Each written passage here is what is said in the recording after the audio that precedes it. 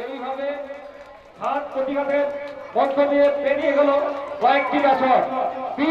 25 বছর পর, 25 বছর পর, 25 বছর পর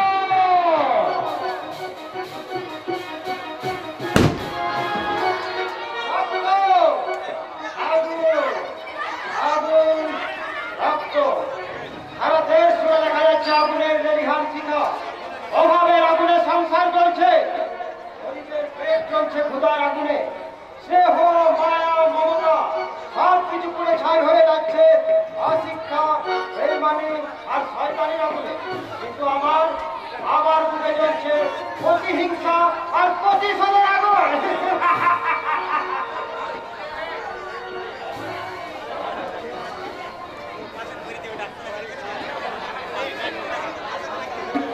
আর মদ খেও না দাদা, এভাবে বোতল বোতল মদ খেলে আমার পাওয়ার চলবে না আর আমি মাতালো হব।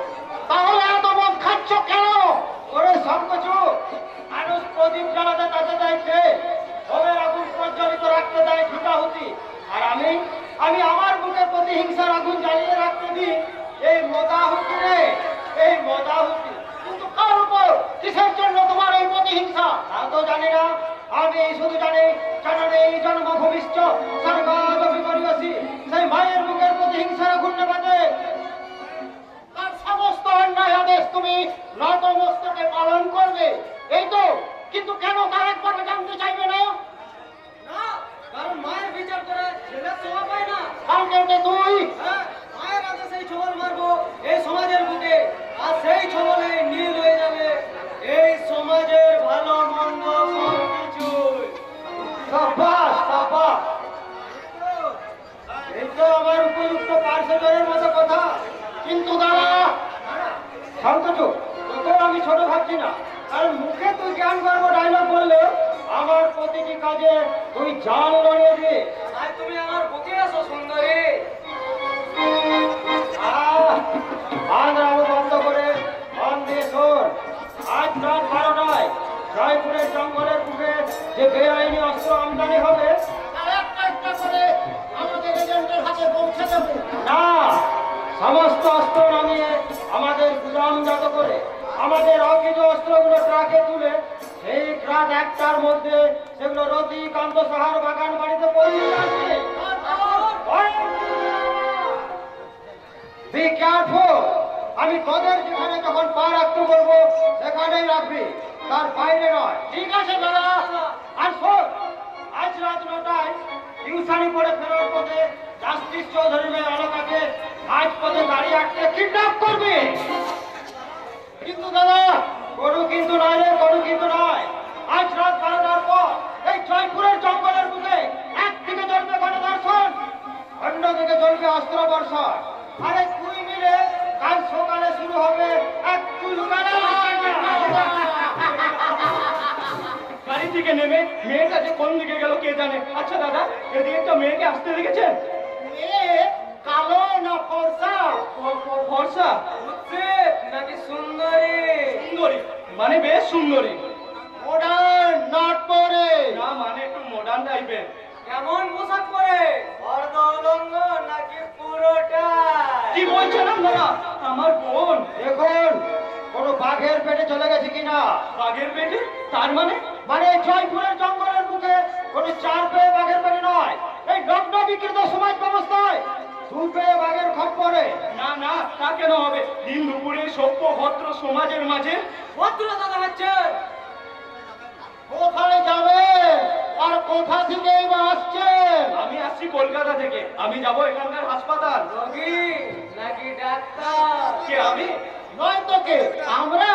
আমি জয়পুর হাসপাতালের ডাক্তার অনুপম সেন। আজই আসছি হাসপাতাল জয়েন করতে। তারপর বলুন, হাসপাতালের ওষুধ বাইরে পাচার করবে নাকি ওই পাচার করা রোধ করবে? তার মানে? মানে এখানে সুদে চাকরি করতে হলে এই দুটো কাজের যে কোনো একটা কাজ আপনাকে বেছে নিতে হবে ডাক্তার। ভাই শয়তানের সঙ্গে হাতে হাত মিলিয়ে রোগীকে মৃত্যুর মুখে ঠেলে দিয়ে নয়তো জীবন মৃত্যুকে পায়ের ফিরিত করে আর রোধ করো। আর শুনুন ডাক্তার, এই দুটো কাজে আমি আপনার পাশে থাকবো। বলুন বলুন ডাক্তার, আপনি কোনটা চান? আপনার কথা তো আমি কিছুই বুঝতে পারছি না। আমি স্বর্গ আর নরকের মাঝে ঝুলে থাকা ত্রিশঙ্খমণি। এবং 24 ঘন্টার মধ্যে আপনি তা বুঝতে পারবেন। আপনি এখন যান, বাকিটা আমি আপনাকে পরে বুঝিয়ে বলবো। হ্যাঁ হ্যাঁ হ্যাঁ, যাচ্ছি ভাই। মেয়েটা যে কোথায় গেল?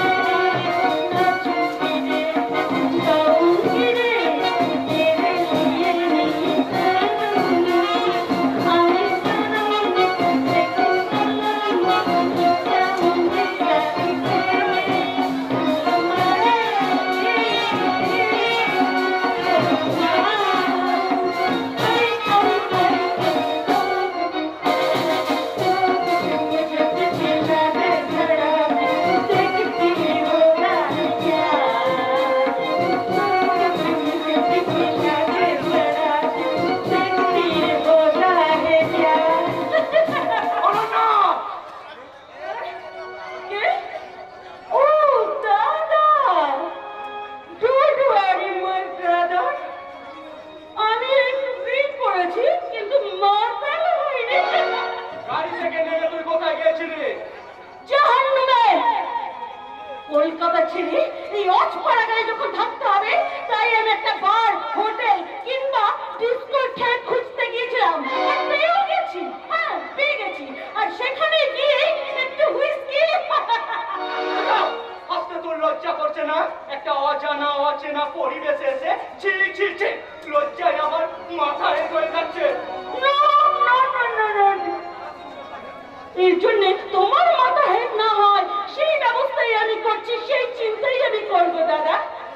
তুমি তুমি প্রয়োজন হলে থাকবে ওই সরকারি কোয়ার্টারে, আর আমি থাকবো কোনো হোটেল বা লজে।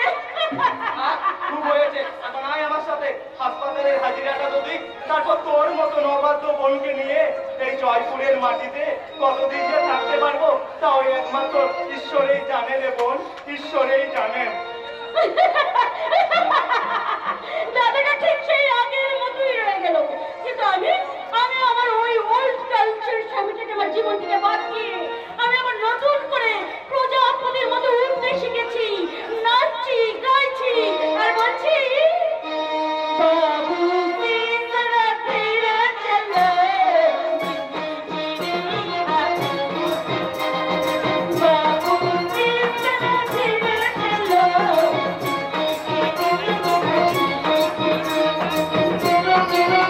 Give it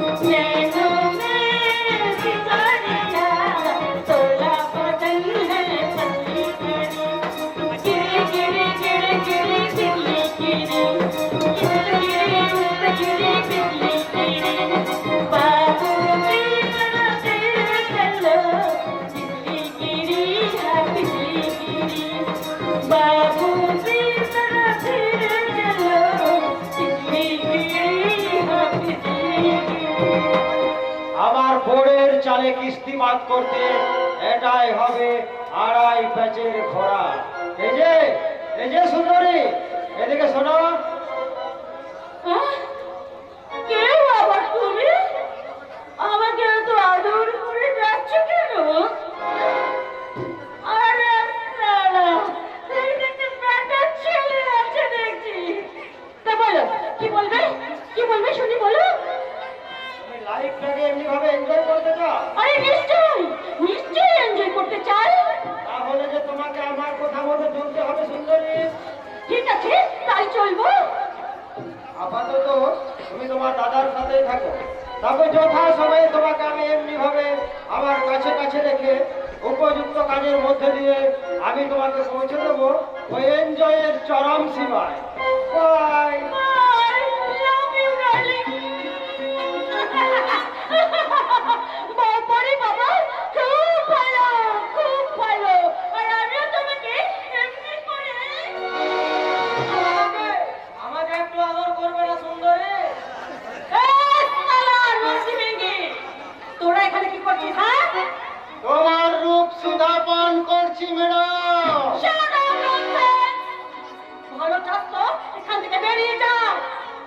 না বললে কি হয় রূপসী, দাদা যখন চলেই গেছে। তখন তোমার রূপ সমুদ্রে আমরা দুজন মিলে সাঁতার কাটবো।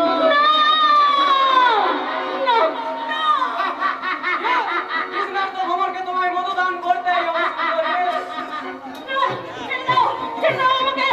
আমি চিৎকার করবো, বাঁচাও!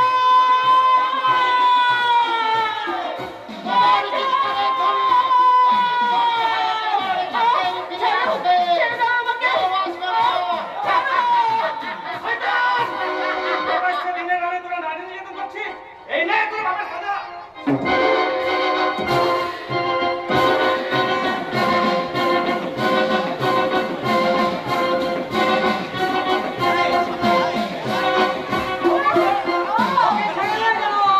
নাহলে একে আমি শেষ করে দেবো।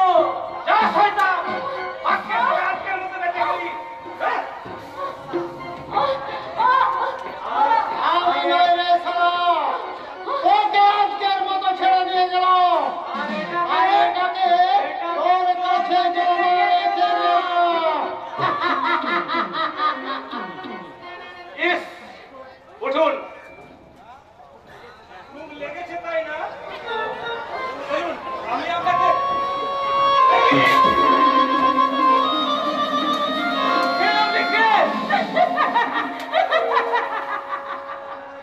নতুন করে পরিচয় দেবার দরকার আছে কি? না, তার দরকার নেই। আমি আসছি। দাঁড়াও, বলুন। তুমি আমাকে এত বড় একটা বিপদের মাঝ থেকে উদ্ধার করলে, তার জন্য তো তোমার একটা পুরস্কার পাওয়া দরকার। চাইবো, নিশ্চয় চাইবো। আমি চাই ক্ষমা, নিঃস্বার্থ ক্ষমা। ক্ষমা? হ্যাঁ মিস্টার, আমি আপনাকে কথা দিয়েছিলাম ভবিষ্যতে আমি আপনার সামনে আসবো না, কিন্তু না জেনে না বুঝে কর্তব্যটাকে ছাড়া দিতে গিয়ে আপনার সামনে এসে যে ভুল আমি করেছি, তার জন্য আমি আপনার কাছে ক্ষমা চাইছি। আর যদি ক্ষমা না দিই? তাহলে আপনার দেওয়া শাস্তি আমি মাথা পেতে নেব। বেশ, তাহলে তাহলে আমার এই শাস্তি তোমাকে মেনে নিতে হবে। আমি এখন থেকে এই জয়পুরে থাকবো। আমার যখন ইচ্ছা যেখানে সেখানে আমি যেমন করে ঘুরে বেড়াবো, কিন্তু আজকের পর থেকে আর কখনো কোনোদিন তুমি আমার সামনে এসে দাঁড়াবে না। ক্ষমা করবেন মিস্টার, আপনার এই শাস্তি আমি নিতে পারলাম না। What? Yes! আমিও মানুষ, শিক্ষা দীক্ষা বিবেক মনুষ্যত্ব আমার মধ্যে বর্তমান, তাই আত্মের সেবা করা, বিপদে মানুষের পাশে দাঁড়িয়ে ওঠা আমার বাবার দেয়া মানবিক মূল্যবোধের শিক্ষা কারো জন্য সেই শিক্ষার আমি অমর্যাদা করতে পারবো না। What nonsense! আপনি আমায় গালাগালি দিন, অপমান করুন, অবিলম্বে সহ্য করতে পারবো, কিন্তু কর্তব্যচ্যুত হতে পারবো না। তাই আমি আপনাকে কথা দিচ্ছি, সুদিনে নয় দুর্দিনে, সুখে নয় দুঃখে আমি আপনার সবসময় পাশে থাকবো। না না, এই অনন্য সে কারো দয়ার পাত্রী হয়ে বেঁচে থাকতে চায় না। সেই জন্য জন্য তো আমি আপনাকে অনুসরণ করে চলবো, কারণ আমি জানি অতি অহংকারীর পতন হতে বেশি সময় লাগে না।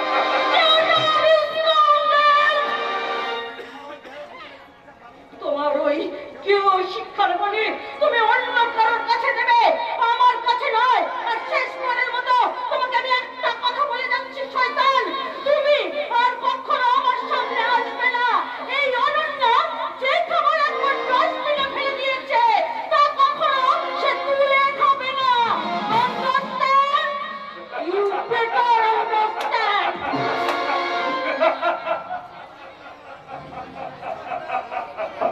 নাই বা পেলাম তোমার গলায় আমার গলার হার, নাই বা পেলাম তোমার গলায় আমার গলার হার, তোমায় আমি করবো সৃজন এমন অহংকার। দর্পের বুদ্বুদ্ধ চিরস্থায়ী নয়, তার প্রমাণ দেশের ইতিহাসের পাতায় পাতায় আছে।